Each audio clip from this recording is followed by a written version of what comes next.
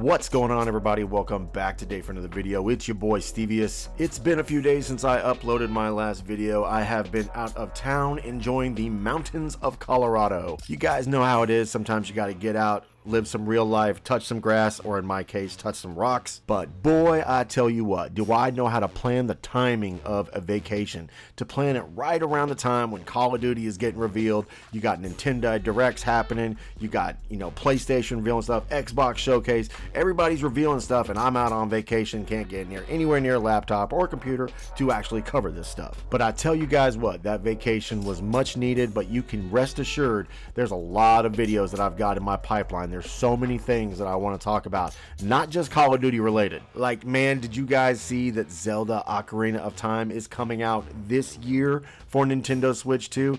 But we're going to save that for another video.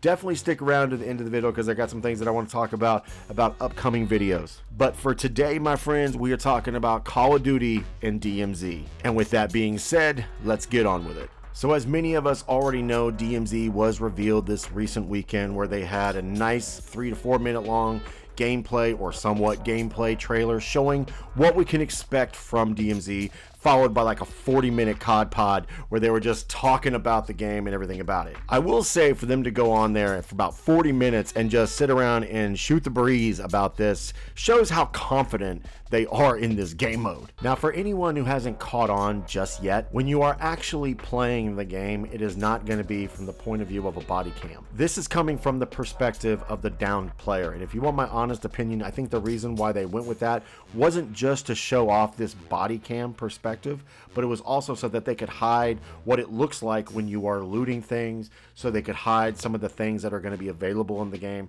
and some of the other mechanics, as well as the way the screen layout is going to be, because they haven't shown anything to that effect, whether it's multiplayer or anything like that.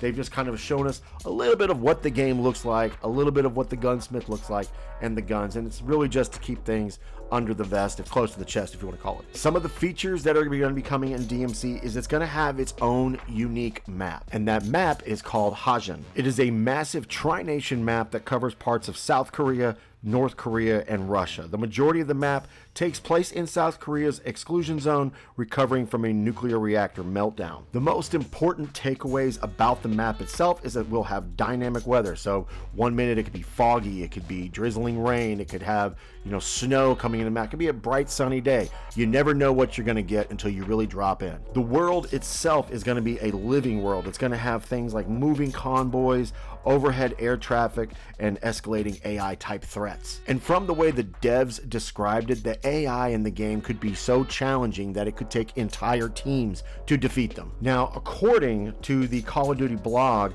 there's going to be 9 prominent points of interest, and that's Hajin City, Casino, Fallout, Hospital, Military Base, Farmlands, Prison, Broadcast, and Town. Now, what all of those are going to entail probably is just going to be pretty generic based off of the names of what we just got here, but it sounds interesting nonetheless. Now, for everyone out there who is already familiar with extraction shooters, you know how this kind of thing goes. It's based off of a game style of PvPvE, where you've got your player versus player plus player versus environment, and some people out there are going to try and just want to be PvE. They're going to want to do story missions, they're going to want to do that, but there's no separating you from other people who want to play this game PvP style. In a single match, you will have 60 players divided up into 20 teams of 3. There will be some option for solo play, and there's also going to be what they refer to as free roam, complete dynamic operations. There's a whole lot of stuff that goes into that, and this is just the broad overview of what we can expect from DMZ as a whole. And now we are at the point of reflecting on everything that I just talked about right there, because there are some major elephants in the room on this. First and foremost, if you're a Warzone player, I feel bad for you. I have a gut feeling that Warzone and Battle Royale as a whole is going to be taking a back seat this year. Absolutely nothing in their marketing plan or what they're showing off here has anything to do with Warzone other than to say that it does exist. It is so incredibly obvious that their main focus and their heavy push for this year is going to be DMZ. And while whether I agree with it or not, I get it. It's true Call of Duty fashion. They're trying to capitalize on what is mainstream right now. And the most popular thing out there right now is arc raiders, extraction shooters. Maybe can you even say marathon, even if it's considered more infamous than it is anything else? Because I tell you what, extraction shooters is where it's at right now. Now, the thing that's really crazy about that is when they came out with Warzone, Warzone was free to play. There was no barrier to getting access to Warzone. Like, if you look at Arc Raiders has a $40 entry fee. Now, in the world of gaming, that's not much if you really think about it. Most games, for the most part, cost $60, if not $70 at this point. So they charge $40, and then if you go look at something like Marathon, I think Marathon's $40. Marathon looks stupid, guys. I haven't even played it. I refuse to play it. All of that is here nor there. It's still, they're going to try and sell DMZ being locked behind a paywall of $70. At the end of the day, that's what it is, and their justification for that is you're getting multiplayer and you're getting campaign as well. Only problem with that is there's a lot of people out there who probably might be like, I don't care anything about Call of Duty's multiplayer or its campaign. I just want to play the DMZ. Now, if you want my honest opinion, I think they should find a way to sell DMZ as an option to be purchased separately for like $45. I think that's the smart move. That's just me though. Now, here's the real big question in the room. If this is locked behind a paywall and it's part of the Modern Warfare 4 package, what happens next year when this game is done and we're moving on to whatever Sledgehammer Games has, or we're moving in whatever Treyarch or whoever's going to be up next about? I can't even keep track anymore the way they keep moving the studios around. But what happens then? Are they going to make a new DMZ that's behind another paywall for another different game, and we got to purchase that and go through the whole process again? Do they make it free to play after the first year? Where does it go from here?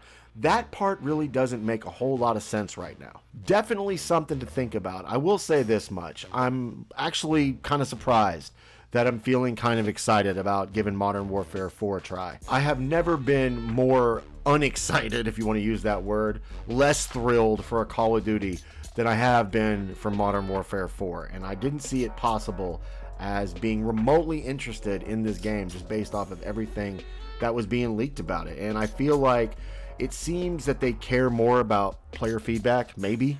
I'm giving them the benefit of the doubt. I feel like I'm going to regret this in the end, but I'm being optimistic. We'll have to really wait and see. I'm definitely going to give DMZ a shot. I really enjoyed Arc Raiders. But what do you guys think about it? Drop it in the comments section. I love to hear what you guys have to say. Now, like I said in the beginning of the video, I've got a lot of really cool videos in the pipeline. There's so many exciting things going on in the world of gaming right now. Like, if you're not a fan of gaming right now, I don't know what's wrong with you. There's a new game coming out called Impulse, which if you didn't already know about it, it's like the spiritual successor to Titanfall 2 or Titanfall 3, however you want to look at it. The gameplay trailer looks nuts. We're definitely going to be talking about that on the channel. The playable demo came out for Star Fox. Been playing with that all day. I want to definitely talk about that. The Legend of Zelda Ocarina of Time, the remaster coming to Nintendo Switch 2.